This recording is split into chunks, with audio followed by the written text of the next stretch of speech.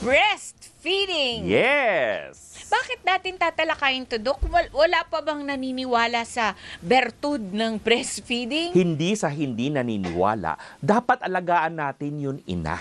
Yun may-ari ng katawan. Minsan kasi nagpapa-breastfeed sila.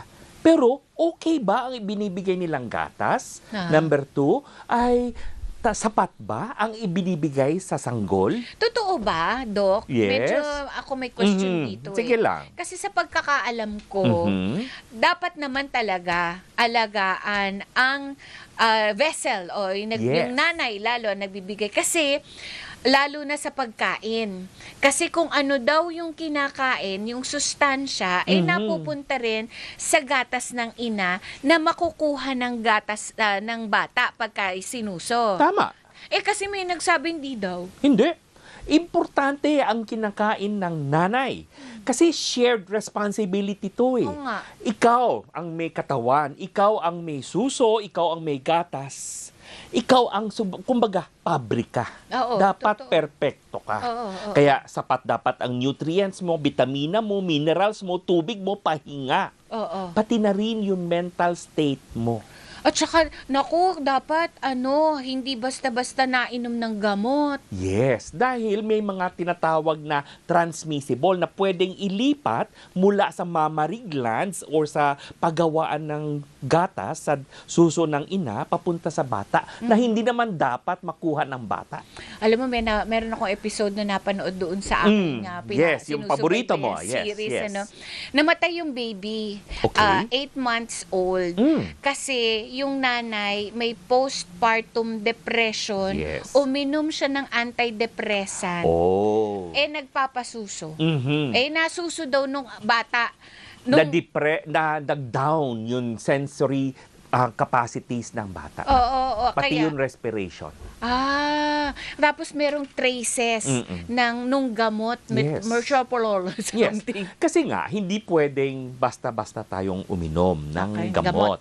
Maski na nung buntis ka. Ay, totoo. Yes, lalo na ngayon na nagpapasuso. Dede ka, nagpapasuso ka. Correct. Dahil pwedeng lumipat eh. Kung ano ang kinakain ni nanay, ni ina, pwedeng pumunta sa baby yan eh. Di ba nga, nung buntis, bawal din na magpakulay ng buhok? Yes, dahil may chemical. Correct. Kasi masabihin natin natural or what, may chemical. Hindi ba? Wala sa natural, pwede yan lumipat. Ma-absorb ng balat, pumunta sa systemic circulation, pasok na sa tinatawag na fetal placental circulation. Explain natin, Dok, kasi maraming mga nanay na hindi nila naiintindihan ang biological connection ba ang tawag mo doon o physiological connection ng baby sa nanay? Pareho lang sila.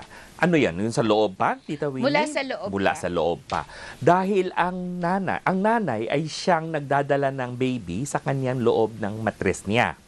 Nasa loob ng isang bubble or sa isang lobo yung baby na puno ng tubig, amniotic fluid. Kaya hindi nalulunod si baby dahil doon sa pusod niya, nakakonek yan sa kanyang placenta na siya nakakapit sa matres ng ina. Kaya itong sa matres at yung placenta, pwedeng mag-communicate. Kung ano ang umiikot na dugo sa loob ng nanay ay pumupunta rin sa baby. Kaya kung masigla, kung okay si mommy, okay na okay si baby. At nagpapatuloy yan sa pagpapasuso o breastfeeding. Yes. Kaya once na cut na natin ang tinatawag na umbilical cord, ito na yung susunod na hakbang o susunod na step na may connection ay itong breast milk nga. Imagine, ikaw ay nagkakaroon ng gatas sa suso mo kung kailan ka nag-birth. Di ba? Dahil may mga hormone na siyang ilalabas na. Buntis ka noon hanggang kabuanan mo, hindi pa lalabas ang gatas sa suso mo. Once na-deliver, once na-cut, prolactin, oxytocin, lalabas na sa iyong nipple. That's how good, that's how perfect yung breast milk is. Ayan. Kaya, kailangan masustansya rin ng breast milk. Yes. Meron pa tayong sabihin natin na producer or sabihin natin pabrika na hindi maganda ang kanyang quality o nutrient. Kaya dapat ibigay natin sa nanay yung full nutrient. Kaya tinanong mo kanina, Tita Winnie, napaka-importante na ang nanay, yung ina na nagpapasuso, na nagpapadede, ay kumpleto ang kanyang nutrients, wala siyang sakit, o hindi siya dapat basta-basta uminom ng gamot, sapat ang pahinga, and yung mental awareness and mental preparation niya. Ayan. Ano ba yung mga pagkain, Dok, na pamparami ng gatas? Generally, tubig lang. Tubig lang? Yes. Ano yung sinasabi nila? Malunggay, Malunggay. dahon sili, Ah, ah. shellfish, tulya, tahong. Kung i-categorize mo sila, siya ay complete. Proteins, carbohydrates, fats, and minerals. Yeah. Yun lang, nilagay lang natin sa tulya, malunggay, at iba pa. Ayun. Di ba? Pero napaka-importante niya na kasi ang breastfeeding dapat ibigay natin sa bawat anak natin dahil ito ay nagbibigay ng proteksyon, antibody, full package yan ng pagkain. Nandyan ang lahat. At syempre, makikita mo yung mga babies na na-breastfeed. Less infection yan. Ay, Dok, anong tawag dito? Bakit yung iba walang gatas? Hindi nagpo-produce ng gatas yung dede. So, titingnan natin. Yun may-ari, yung vessel, sabi mo nga, no? Sapat ba ang kain niya? Sapat ba ang tulog niya? Alam mo, minsan pag stress ang nanay, hindi masyadong maglalabas ng tubig, ng gatas mula sa kanyang dede. Totoo. Di ba? Actually, it's 60% tawag dito, psychological. Yes. That's why ginamit ko yung termino kanina na mentally prepared. Yes. Handa ka. Imagine, only a mother can produce the breast milk.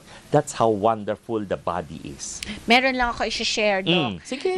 Na ni-lecture din sa akin ng mga OB-gynecologists ko at saka pediatricians.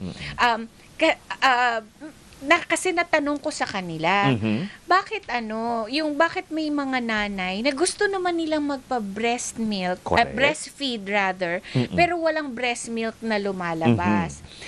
Nasa focus daw nung nanay. Kasi may mga nanay, pasensya naman na po, na bukod sa kagustuhang magpasuso sa kanilang anak, iniisip yung kailan kaya ako makakapagtrabaho? Makakapasok. Oo, kailan ako dapat papasok kasi kailangan namin ng pera. Oo. May mga ganong mga iniisip. Tama ka, Doc, yung sinabi mo, kailangan at rest ang mentally isip. prepared din. Oo. Aware ka. Kaya nga meron tayong maternity Yung leave. worries, medyo Diba? ang laki ng Okay, sabihin natin sa generally sa mga kababaihan, pag ikaw ay may binoproblema, wino-worry, ultimo regla mo, sira eh. talaga? Di ba? Hindi lang pala yun sa pagbubuntis? Hindi lang. Alam mo, dahil nalaman ko yan sa mga estudyante ko. Oo. Dok, irregular ang menses ko kasi exam mo na naman. Sabi ko, ako? Talaga Yes. ba? During time of anxiety and stress, everything, the hormonal imbalance creates some form of irregularity. Babae lang yan? Well, syempre, meron din Mostly effect sa mga lalaki. kalalakihan. Pero yung manifestation kasi ang naman. mas obvious sa kababaihan meron kayong monthly menstrual period Okay. Meron kayong takdang oras at panahon kung kailan kayo magkakamense. Yeah, I understand. Iba rin naman ang magiging Effect sa males, di ba? Pero wala tayong regular effect, regular occurrence. Paano yun, Dok? Kailangan din naman magtrabaho ni nanay. Kaya gamitin yung maternity leave ng tama. Kung ito ay takdang para sa iyo ay mag-alaga, alagaan ng sarili mo at alagaan ng baby mo, gamitin nyo pang maternity leave, pang nutrition, pang feeding ng baby rin. Totoo ba, Dok, na kapag halimbawa, galing ka sa labas, pagod ka, wag ka daw munang magpapasuso kasi makukuha daw ni baby yung pagod mo? Hindi. Tsaka wag niyong asahan na yung gatas ng nanay kasing itsura ng gatas ng cow's milk. Okay? At hindi rin ganun ang lasa. Hindi. Mas watery ang breast milk Mas watery. At never na mas okay ang commercial formula than breast milk. Breast milk is the perfect food It's for the the best baby. for baby. The best, sabi best, nga best, nila, best. diba? Oo. Ang ginagawa ko nung araw do, kasi nagtrabaho din naman ako. Yes. Hindi pa ganun kahaba ang maternity leave eh.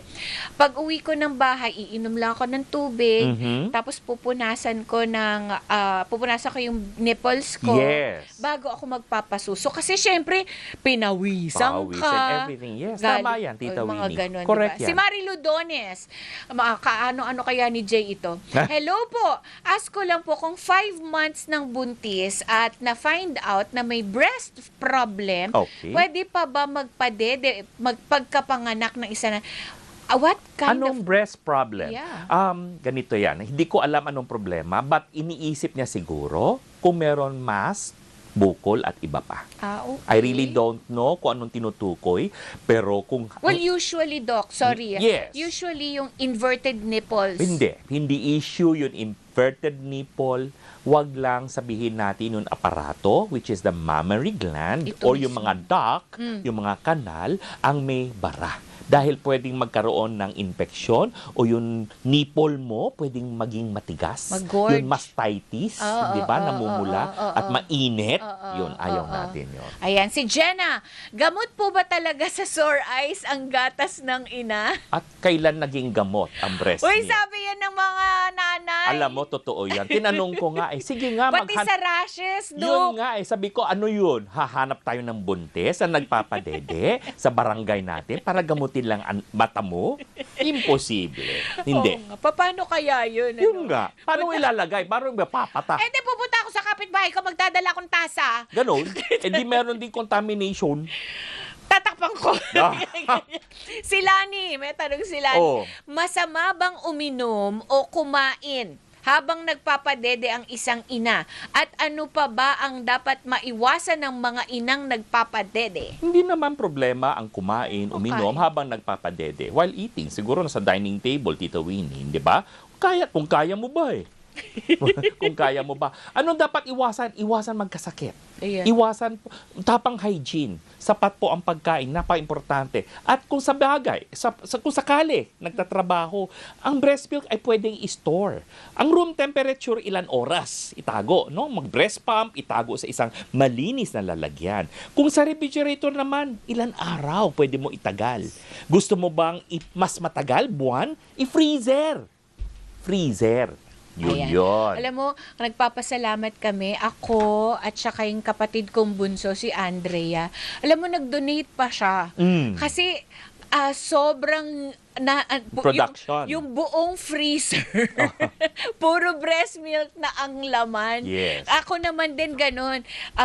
Mas maswerte ang mga nanay ngayon kasi Tama. mas binibigyan ng lugar at saka moments ng breastfeed. Di ba? Breast Sa pumping. mall may feeding room. Yes. Kung nakakita ang breastfeeding room. Dati wala Sa yun. airport meron yan. Yes. Sa opisina meron din yan. Oo. At ang aking karanasan, lalo pa noon ng COVID tayo, may pasyente ako na nag-donate Yeah. ng kanyang breast milk para sa isang sanggol, para sa mga sanggol na ang ina ay nagkaroon ng infeksyon. Nag-survive naman. Pero habang nasa, na ospital, sino nagpapadede sa sanggol? Nag-donate siya. Oo. Ako rin, nag-donate ako sa NICU. Yes. Kasi sobrang Yes. overproduction. Tama. Doon, ang sakit hanggang dito. Yun ang maganda, dapat mong ilabas, i-extract. If not, magkakaroon ka ng engorgement sa breast mo. Yes. At sayang, di ba? Why not share it? That's God's gift to people.